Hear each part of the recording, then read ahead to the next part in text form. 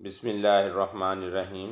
آج ہم قرآن پاک کے 25ویں پارے کا مطالعہ کر رہے ہیں، جس میں سورہ حامیم سجدہ کا بقیہ حصہ ہے کہ اللہ ہی عالم الغیب ہے، جیسے قیامت کا علم، اس کے علاوہ حمل میں کیا ہے، وضع حمل کب ہوگا، ان تمام باتوں کا علم اللہ کے سوا کسی کو نہیں۔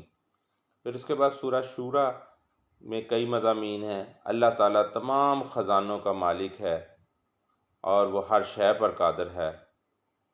اللہ کی قدرت کی بہت ساری نشانیاں ہیں، جس میں بارش کا نزول ہے، آسمان و زمین کی تخلیق ہے، جانوروں کی پیدائش ہے، سمندر کی پیٹھ پر کشتیوں کا چلنا وغیرہ۔ اولاد دینے کی طاقت صرف اور صرف اللہ کے پاس ہے۔ وہ جسے چاہے صرف لڑکی دے، جسے چاہے لڑکا دے، اور جسے چاہے دونوں عطا فرمائے، وہ اور جسے چاہے بانجھ کر دے۔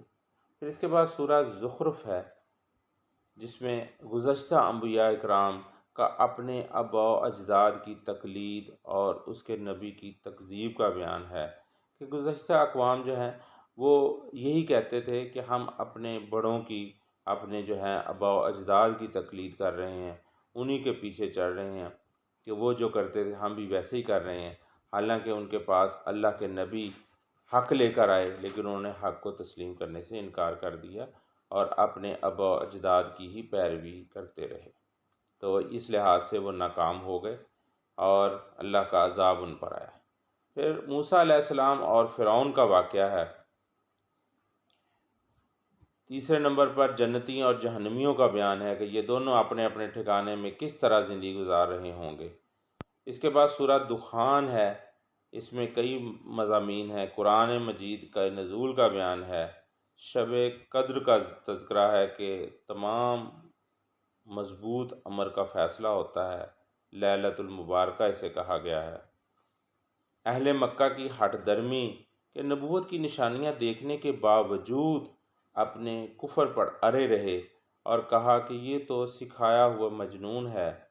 نمبر 4، اس میں شجرۃ الزقوم کا بیان ہے کہ یہ مجرموں کا کھانا ہوگا، کہ ان کو جو ہے وہ زقوم نامی جو ہے وہ درخت، جو کہ بہت زیادہ جو ہے وہ اس کا کھانا جو ہے وہ نقصان دہ ہوگا اور بڑا ہی تکلیف دہ ہوگا، بد مزہ ہوگا، تو یہ جو ہے ان کا کھانا مجرموں کا اس دن یہ ہوگا، قیامت جہنم میں ان کا کھانا یہ ہوگا۔